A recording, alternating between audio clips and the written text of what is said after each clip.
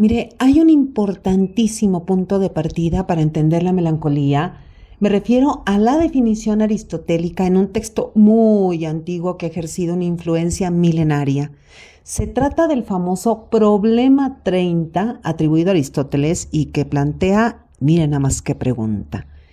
¿Por qué razón todos aquellos que han sido hombres de excepción, bien en lo que respecta a la filosofía o bien a la ciencia del Estado, la poesía o las artes, resultan ser claramente melancólicos y algunos hasta el punto de hallarse atrapados por las enfermedades provocadas por la bilis negra, tal y como explican de entre los relatos de tema heroico aquellos dedicados a Heracles?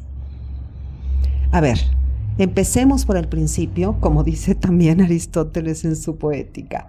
En la novela de Robert Graves, titulada El Vellocino de Oro, esa versión novelada del viaje de los argonautas, Graves reinventa a Heracles muy hábilmente el mitógrafo, escritor y poeta, pues construye un retrato irónico, dijéramos de esa manera, del gran héroe occidental, pues quien aparece claro que sí, como héroe, pero ¿qué cree? Sin habilidades reflexivas. Vive atormentado por las voces infantiles, voces fantasmagóricas de sus hijos, porque Heracles les quitó la vida, los asesinó.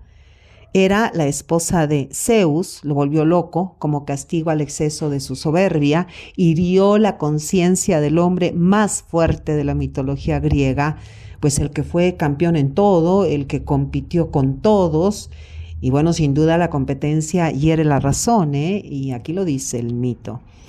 Y en el semidios hay signos de dolor. Pero antes de que Aristóteles, si es que se pudiera comprobar la autenticidad del tratado titulado Problemas, bueno, porque se dice que más bien es un ensamblado de ideas conjuntas de la escuela peripatética con la escuela hipocrática. Bueno, el tratado está situado entre el siglo III y el siglo IV antes de nuestra era, y hay que tomar en cuenta que en el siglo V Hipócrates formuló su teoría de los humores, los 4 humores, donde aparece por primera vez la bilis negra, vinculada, obviamente, con el temperamento melancólico. Y ahí podemos interpretar que melancólico es quien no reflexiona sobre los orígenes de su sufrimiento, es quien se sume en el dolor sin buscar las causas de sus pesares, y pues vista así, la melancolía sería un padecimiento que está instalado en la conciencia y bueno, y en Heracles ha crecido la herida que ignora. Hera, la diosa olímpica, lo ha castigado con este padecimiento, con el padecimiento de la imbecilidad moral, porque Heracles confundió a sus hijos con animales y los mató en un estado de confusión. Y según Robert Graves, los síntomas de la locura de Heracles, mire qué interesante es esto. ¿Qué sentía Heracles? Dice Robert Graves, que Heracles sentía pellizcos en la piel, que escuchaba voces y que además sentía que alguien le jaloneaba la túnica. Entonces, ¿qué pasa con esto? Bueno, pues Heracles se aísla de la sociedad, se va a las montañas, su hermano lo busca, lo encuentra y lo convence de ir al oráculo de Delfos. Y mire, a este oráculo habría que considerarlo como, simbólicamente obvio, el primer diván psiquiátrico, psicoanalítico. Porque bueno, más bien entre Freud y Jung, en ese sentido del diván, ¿no?, psiquiátrico psicoanalítico, porque mire, Delfos es el reactor de la conciencia autobiográfica, de la introspección terapéutica. El oráculo de Delfos está consagrado a Apolo, el dios de la razón. Y mire qué belleza, porque si usted lo mira, el oráculo está situado en la fuente Castalia, rodeado de árboles de laurel, porque Apolo, el gran dios de la razón, también cayó en la melancolía cuando se enamoró de Dafne, pero ella no. Y Dafne prefirió convertirse en un árbol de laurel antes que ceder al capricho del dios. Y entonces Apolo lloró y lloró por días y noches abrazado al árbol de laurel, o sea, al cuerpo de Dafne convertido en árbol. Qué historias, ¿verdad? un relato mítico relacionado con el oráculo de Delfos. Y hace milenios sobre esto escribió Cicerón. Al alma que examina y reflexiona día y noche estas cuestiones, le sobreviene ese conocimiento prescrito por el dios de Delfos, que consiste en que la psique se conoce a sí misma y se siente unida a la divinidad, por lo que se colma de gozo insaciable. Esto lo dice porque en la entrada del templo de Apolo en Delfos estaba inscrito el aforismo, conócete a ti mismo, y ahí en el oráculo Heracles recibe la orden sagrada de luchar contra monstruos tremendos. Pues claro que eran sus propios monstruos, sus fantasmas, sus delirios, y pues mira que en los mitos, que son el sedimento de la cultura, la melancolía es un puerto de arranque hacia el conocimiento, hacia la reflexión sobre el sí mismo, el sujeto que se piensa sujeto, una reflexión que proviene del extravío. Y me parece un tópico literario importantísimo y un asunto que ancla a varias vidas, que ancla y une a varias vidas en la devastación. Quizá habría que imaginar, ¿no?, a la melancolía, al delirio, a la locura como una bisagra que une al hecho literario con las vidas de autoras y autores situados en sus propios contextos. Bueno, a Jasón lo perseguían las voces de un pastor al que asesinó por descuido. Orfeo pierde literalmente la cabeza a causa de la muerte de su amada Eurídice. Eco se convierte en piedra por el desprecio de Narciso. Pero también la melancolía es vista como un punto de partida de la travesía artística. Virginia Woolf decía que en la enfermedad recurrimos a la poesía, pues el malestar nos indispone a las exigencias de la prosa. Y bueno, en su ensayo, Estar enfermo, que me parece que anticipa ahí su suicidio por ahogamiento, Virginia Woolf nos deja un testimonio sobre la historia secreta del cuerpo que emerge en el curso del padecer. Escuche lo que dice. Solo quienes están en cama saben lo que después de todo la naturaleza no hace el menor esfuerzo por ocultar. Al final ella vencerá. El calor abandonará el mundo. Paralizados por la escarcha, dejaremos de arrastrarnos por los campos. El hielo cubrirá la fábrica y el motor con una gruesa capa. El sol se apagará.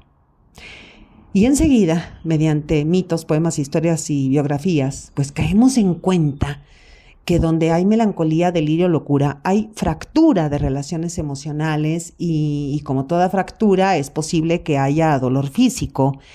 Y entre los relatos de Hipócrates, o sea, los llamados tratados hipocráticos, pues hay una historia muy conmovedora que a mi parecer explica que la melancolía tiene no solo una causa interna, sino también su origen está en el contexto. Bueno, se trata de la enfermedad del filósofo Demócrito y mire que alguien del pueblo donde vivía Demócrito, le escribe una carta a Hipócrates, que está dentro ahí publicada en sus tratados. Entonces leo ahora, dice, el filósofo se olvida de todo. Olvida su cuidado personal, está despierto todo el día, ríe de todo, no toma las cosas en serio y piensa que nada tiene sentido, pregunta y escribe sobre cosas ocultas y extrañas que nadie entiende, dice que el aire está lleno de imágenes y se entretiene escuchando el canto de los pájaros, se levanta a veces de noche tarareando y dice que puede viajar al infinito si quisiera y que ha descubierto que hay varios Demócritos idénticos a él.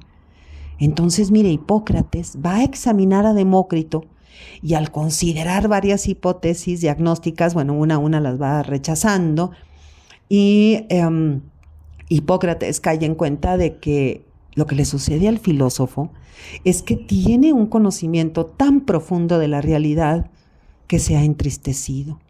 La realidad que rodea a Demócrito es horrenda. Y por tanto, dice Hipócrates, pues es la población la que necesita tratamiento.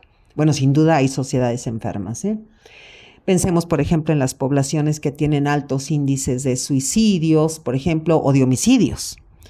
Bueno, en sus tratados, dice Hipócrates, si el temor o la tristeza duran mucho tiempo, tal estado es melancólico. Y menciona a una paciente que sufría falta de apetito, desaliento, insomnio, accesos de ira, malestar. Bueno, también en sus tratados afirma que en el caso de las personas melancólicas, la sangre se estropea por la bilis y la flema. Y el estado del espíritu se perturba. Algunos enloquecen. Pues como ve, esto da que pensar.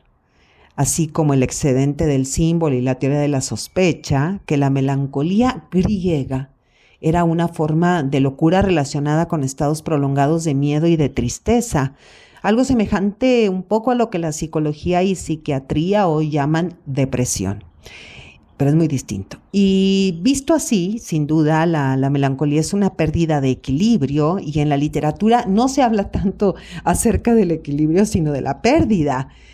Y aquí hay que tomar en cuenta que el síntoma es un símbolo encubierto, porque los estados psíquicos de los personajes hay que interpretarlos para hacerlos comprensibles, para descubrir las claves de sus sufrimientos.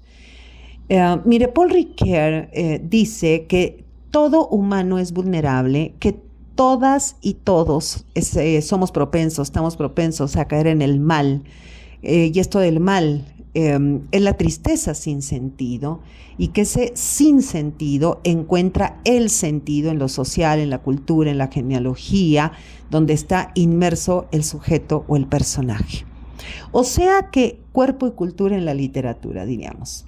Vamos al caso de Áyax el Grande, rey de Salamina, quien pues fue entrenado por el centauro médico Quirón. Es que esta historia de Quirón también es maravillosa, pero no tenemos tiempo de tanta cosa. Bueno, además de Quirón haber entrenado, ¿no?, a Áyax el Grande, pues también entrenó a Aquiles, y vemos a Quirón, el médico centauro, también maestro de Heracles y del dios de la medicina, Esculapio, y guía de Jasón. Bueno, todo un personaje.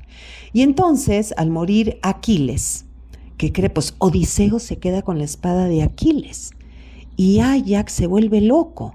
Es decir, es dominado por la ira y la confusión y mata, pero así de la nada, a un rebaño de ovejas. Y al recobrar la lucidez, siente una gran vergüenza. Y pues ante esta humillación, autohumillación obviamente, se quita la vida.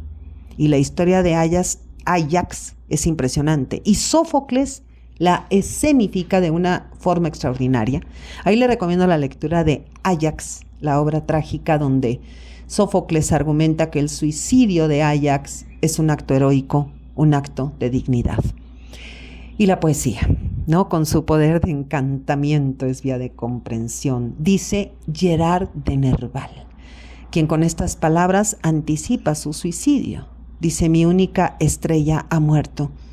Mi laúd constelado también lleva el sol negro de la melancolía. Fíjese cómo continuamente se hace alusión al sol negro cuando se habla de la melancolía. Gerard de Nerval, el poeta romántico francés, fue un hombre muy atormentado a partir de la muerte de su amada Jenny, una actriz. Después de esta pérdida comienza a sufrir graves trastornos nerviosos y es internado varias veces en clínicas psiquiátricas, pero además era muy pobre, era terriblemente pobre. Entonces podríamos decir que entre locura y pobreza pues le empujaron al suicidio, y aquí diríamos cuerpo y contexto en la literatura, Pérdida y miseria le arrancaron la vida al gran poeta romántico Gerard de Nerval. Y mire, su vida es como una historia clínica, psiquiátrica obviamente. A los 2 años queda huérfano de la madre. Nunca fue compatible con el carácter del padre, que era un médico militar. A los 33 años dijo sentir a Cristo en el cuerpo, y entonces se desnudó en una calle parisina diciendo que una estrella lo absorbería. Fue internado, y ahí en la clínica psiquiátrica escribió sus mejores poemas, y en una carta dice: imagina mi sorpresa al despertar de un sueño de varias semanas tan extraño como inesperado. Enloquecí, por cierto, si uno puede usar el lamentable término locura para designar mi condición, dado que mi memoria permaneció intacta y dado que no perdí el poder de la razón ni por un momento. Para mí solo fue una transfiguración de mis pensamientos habituales, un sueño despierto, una serie grotesca o sublime de ilusiones con muchos encantos. Nadie podrá convencerme de lo que ocurrió no fue una inspiración o un presagio. Lo que ocurrió en mi cabeza fue un carnaval de todas las filosofías y de todos los dioses. Pensé que yo era Dios. Tremendo esto. Y mire, si usted gusta leer más, le recomiendo la novela autobiográfica titulada Aurelia, donde Gerard de Nerval afirma que la locura es un estado de conciencia superior. Bueno, estoy segura que si un psiquiatra o un psicólogo escucha este podcast, pensará que Gerard de Nerval es un personaje, pero no, señores, no es un personaje, es un escritor excepcional, con una historia tremenda. Y aquí hay que recordar que el motor de la escritura de la novela autobiográfica es la melancolía, es decir, el punto de partida hacia el camino del autoconocimiento por un yo que está escindido y que pretende encontrarse consigo mismo. Bueno, yo creo que a Gerard de Nerval lo sedujo el mito de Orfeo, que enloqueció al morir Eurídice o al perderla por segunda vez. Mire, Orfeo salvó a los argonautas de caer en el hechizo de las sirenas mediante el truco artístico de la música y al final logró conmover incluso al dios Hades, el dios y rey del inframundo, que permitió al músico poeta regresar con su amada Eurídice al mundo de los vivos, pero con una condición. Orfeo debía caminar delante de ella y no podía mirar atrás hasta salir del Hades. Pero, ¿qué cree? A Orfeo le faltó por un instante la esperanza. Se le fue la esperanza.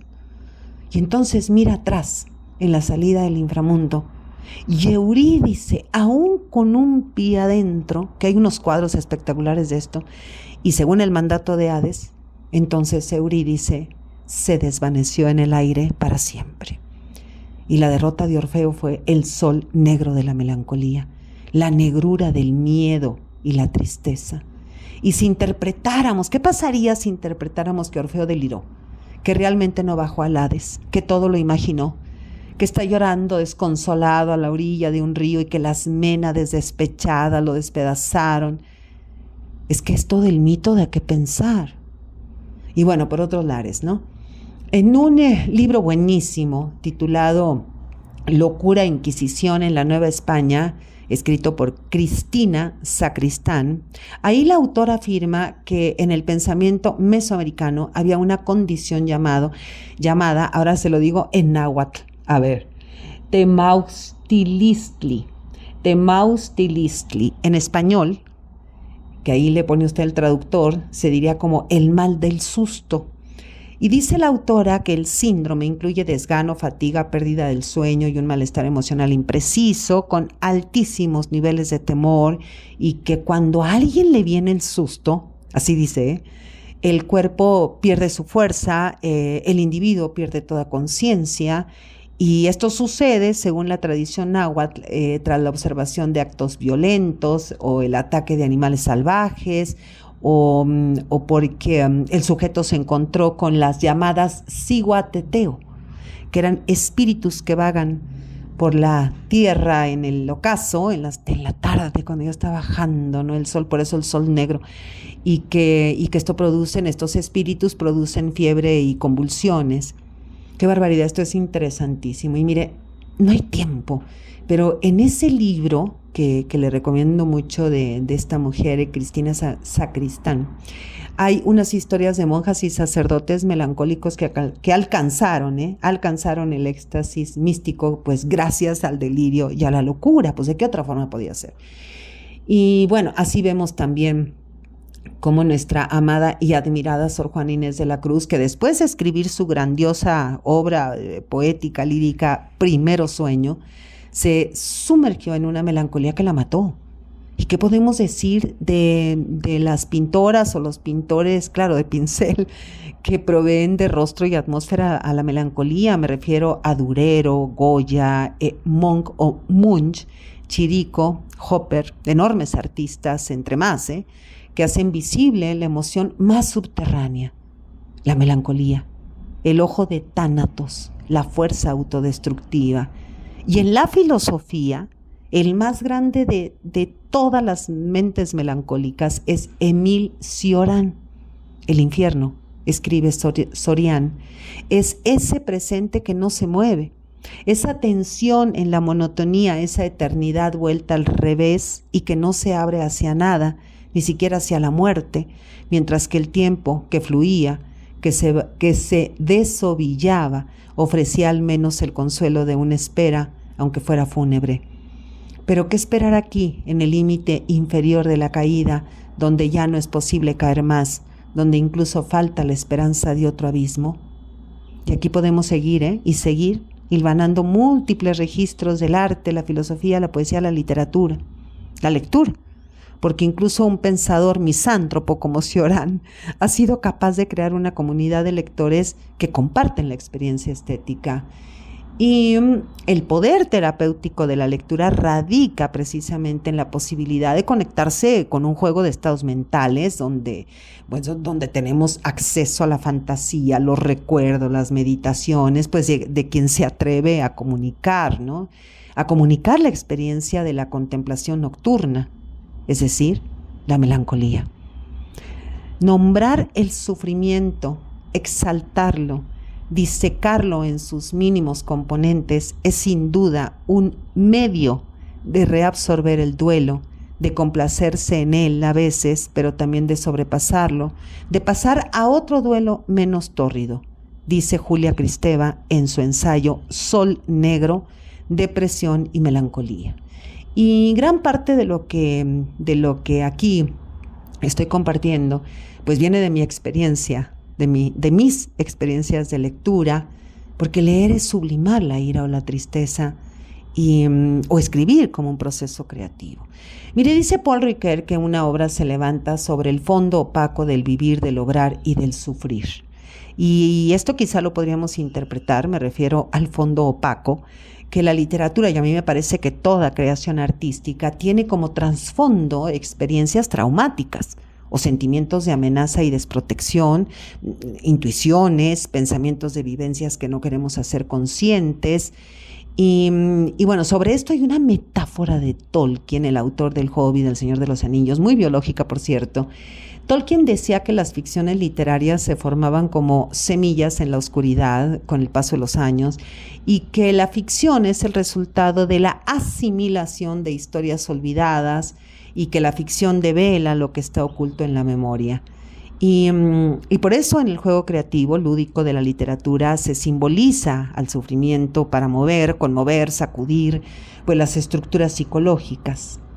La felicidad de estar triste, así llamó Víctor Hugo a la experiencia artística de la melancolía. El genio es la mayor maldición con la cual Dios puede bendecir a un hombre, ha dicho Fernando Pessoa. Y cuánto nos ha servido y cuánto con acento nos ha servido el verso de Rimbaud, Yo soy otro, o la lectura de Dr. Jekyll y Mr. Hyde para comprender lo que hoy llaman esquizofrenia, la metáfora de la división o la ruptura de la mente. Mire, y aparte hay una autobiografía buenísima de la autobiografía de Oliver Sacks, el neurólogo escritor, titulada El tío Tuxteno. Y es ahí donde sentimos que el autor nos transmite el dolor de ver a su hermano Michael inmerso en el laberinto de la esquizofrenia. Y bueno, además, Kay Jamison, una psicóloga norteamericana muy actual y muy reconocida, escribió un ensayo histórico buenísimo titulado Marcados por el fuego, la enfermedad maníaco-depresiva y el temperamento artístico, donde esta psicóloga reconstruye la historia de muchos artistas y escritores célebres y las posibles evidencias de que padecían un trastorno bipolar. Incluye escritores como Virginia Woolf, Lord Byron, Mary Shelley, Edgar Allan Poe, Herman Melville, y también al músico Schumann o al pintor Van Gogh, bueno, entre otros, ¿no? Y en el siglo pasado, pues miramos a genios caídos a causa de padecimientos afectivos, historias de vidas muy dolorosas, Y observamos en la Catedral de Notre Dame, Antonieta Rivas Mercado, escritora mexicana, que se quitó la vida con el revólver de su amante José Vasconcelos. Vemos a Horacio Quiroga tomar cianuro, observamos el ahogamiento de la poeta argentina Alfonsina Storni, el suicidio con cianuro de potasio mezclado con whisky de Leopoldo Lugones, el poeta argentino. Vemos al filósofo judío alemán Walter Benjamin tomar pastillas de morfina para matarse. Podemos ver el ahogamiento de Virginia Woolf, leer la carta suicida del autor austriaco y judío Stefan Zweig. Historias, entre más, que nos llenan de tristeza. Y sin duda, estas muertes son el precio de la lucidez. Muertes que ponen en el pensamiento a una hermenéutica de la vulnerabilidad humana. Nos dice tanto la literatura. Y uno de los autores que a mi parecer mejor describe las crisis psicológicas es Sándor Márai. Mire, le cuento. Sándor Márai nació en Hungría en 1900. Se escapó varias veces de su casa y los padres lo recluyen en un internado religioso.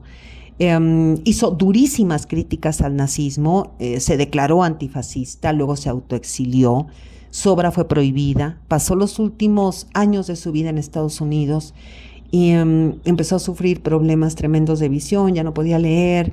Después 2 hermanos suyos mueren en Budapest, ya no se pudo despedir de ellos, y en sus diarios relata el prolongado sufrimiento terminal de Lola, su mujer, con quien vivió durante 62 años y cuyas últimas palabras de Lola fueron: qué lento muero. Bueno, además a Sándor Márai se le murió un hijo, le diagnosticaron cáncer a Sándor Márai, luego él se suicida con un disparo en la cabeza a punto de cumplir 89 años. Y mire, este enorme autor escribió obras tremendas. Entre ellas le recomiendo Divorcio en Buda, que es el retrato de la crisis psicológica del juez Christoph Comibes, que durante una tertulia en una ciudad húngara llamada Buda, a principios del siglo XX, bueno, este juez empieza como a sentirse incómodo en el cuerpo, en la mente, pero no sabe exactamente qué es. Y está muy desconcertado porque no entiende lo que le sucede. Mire, dice el narrador: es un sentimiento vergonzoso. Christoph no puede concretarlo, no consigue definirlo de ninguna forma y a veces piensa que sería preferible cualquier cosa, incluso la aniquilación, antes que esa vergüenza. No hay nada más humillante, ni siquiera la confesión. ¿La confesión? ¿Qué tiene él que confesar? ¿A quién debe él una confesión? Bueno, en la novela Divorcio en Buda de Sándor Márai, los pensamientos de este juez, de Christoph Comibes, pues nos van mostrando algunas de las claves para comenzar a entender qué es lo que le sucede al juez, porque han aparecido sentimientos de vergüenza y de humillación. Y aquí lo que llama la atención es el hecho de que el juez Christoph se hace preguntas, que son maravillosas, Se pregunta en medio de su confusión, es decir, arma un diálogo, se interroga a sí mismo.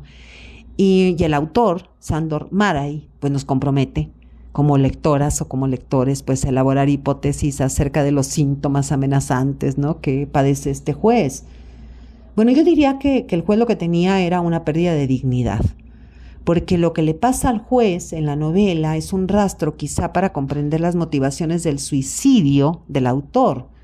Pues la experiencia del sufrimiento, la frustración, la desesperanza, porque Sándor Márai en sus diarios nos revela la soledad tras la muerte de su mujer, el temor al dolor y a la discapacidad como consecuencia irreversible de la vejez, la enfermedad. Y esa gran pregunta de por qué no tener derecho a la eutanasia, ¿no? Bueno, y vemos en Sándor Márai que pesó más la desesperanza que la creación melancólica.